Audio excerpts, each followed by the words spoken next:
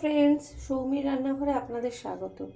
এখানে আমি দুখানা টমেটো আর একটা শুকনো লঙ্কা আর 4-5টা রসুন একসাথে পেস্ট করে নিয়েছি। আজকে একটা সুস্বাদু চিকেন রান্না করব, যার নাম হচ্ছে রেড চিকেন। এটা আমার নিজস্ব রেসিপি। আর চিকেনটাকে আমি 1 ঘন্টা আগে গোলমরিচ, লেবুর রস আর একটু নুন দিয়ে ম্যারিনেট করে রেখেছিলাম।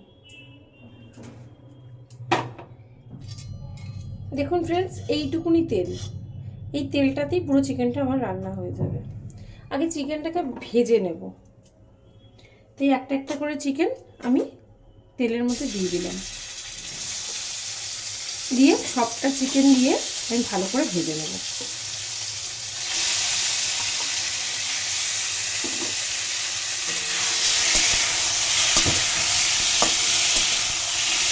আর এক ফোঁটাও তেল দেব না।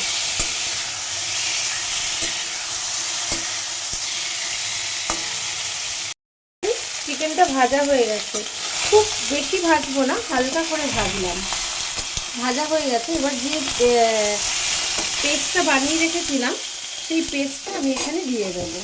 এখানে কিন্তু পেঁয়াজ, আদা যা যা লাগে মাংস আমরা কিন্তু কিছুই দেবো না, শুধু এই টমেটোর এটা দিয়েই মাংসটা রান্না হবে।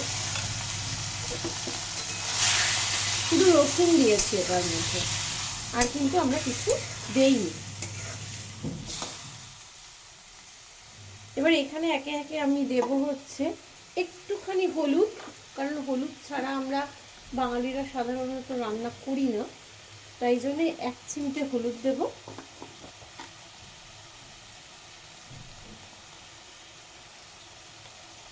আর দেব হচ্ছে কাশ্মীরি রেড চিলি পাউডার।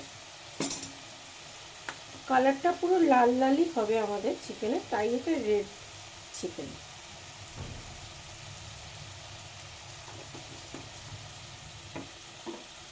এটা আপনারা লুচি, পরোটা এবং পোলাওর সাথে খেয়ে দেখবেন, আশা করি ভালো লাগবে। একদম অল্প ইনগ্রিডিয়েন্টস এবং খুব কম সময়ে এরকম একটা সুস্বাদু চিকেন কিন্তু রান্না হয়ে যাবে। থেকে জল বেরিয়েছে, এবার আমি এটাকে ঢাকা দিয়ে দিলাম, চিকেনটাকে সেদ্ধ হতে দেব। এবার ফ্রেন্ডস, এটার মধ্যে নুন আর মিষ্টিটা আমরা অ্যাড করব। আমরা কিন্তু আগে নুন দেইনি, চিকেনটা যখন ম্যারিনেট করেছিলাম তখন একটু নুন দিয়েছিলাম। এবার আমরা কিন্তু নুনটা অ্যাড করব। আপনারা আপনাদের স্বাদ মতন নুন আর চিনিটা অ্যাড করে দেবেন। একটু চিনি দিতে হবে, কারণ যেহেতু টমেটোটা একটু টক টক, তাই নুন মিষ্টিটা ব্যালেন্স না হলে খেতে ভালো লাগবে না। এটা টমেটো চিকেনও বলা যেতে পারে, আবার রেড চিকেনও বলা যেতে পারে। আপনাদের যেটা খুশি আপনারা সেটাই বলে নেবেন। আপনারা বাড়িতে বানান, বানিয়ে খেয়ে দেখুন, আশা করি ভালো লাগবে। দেখুন, রেড চিকেন আমার কিন্তু অলমোস্ট ডান। আমি কিন্তু কোনো জল দেইনি, কারণ লুচি পরোটার সাথে খাবো বলে একদম গামাখা গামাখা হয়েছে। রান্না অলমোস্ট ডান। নমস্কার।